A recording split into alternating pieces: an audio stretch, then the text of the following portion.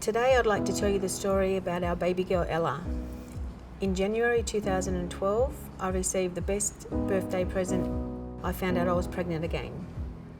The pregnancy was going according to plan. We did all our routine checkups, and at our 12-week scan, I remember the lady telling us we had the best results that we possibly could. Then we went to have our 18-week scan, and we were told that the baby had an echogenic bowel. When I spoke to my obstetrician about that, he said that was nothing to worry about, and it was very common these days. At the 34-week scan, the echogenic bowel was all fine. That wasn't an issue anymore. We found out the baby was about 2.6 kilos, which was smaller than what we thought. As I was growing from a pregnancy, I had 2 other children at home, and they were getting excited about a new arrival happening. They used to always talk about it because they loved feeling my tummy when she was moving around. After we had the scan of the 34-week, we found there was a few issues, so they came back and we had to go back and have more scans, and it was more to do with the baby's brain.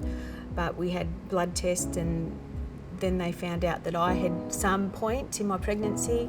I got a primary infection of CMV, which I'd never heard of it before. That was the first time I even heard of it. So we had a blood test a couple of days later, and I was informed that the CMV did cross the placenta because we had a amnio to find out if the baby was infected or not, and it came back positive.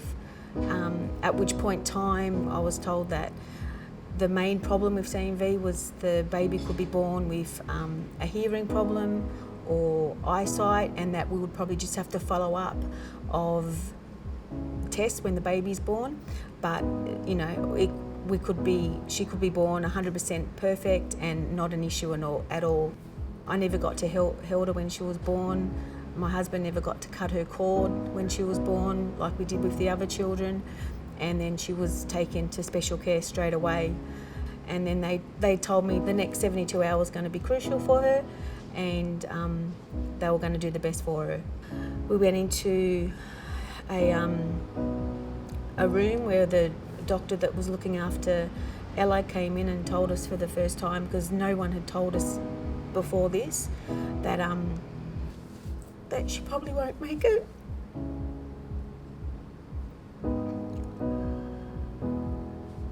And so from that point,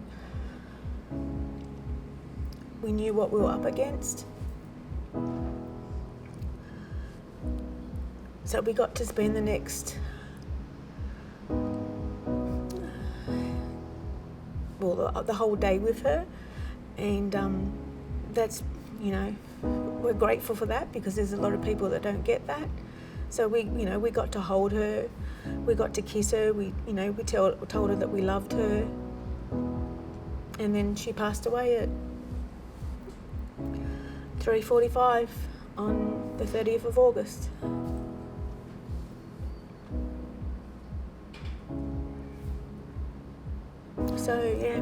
So CMV certainly changed our lives.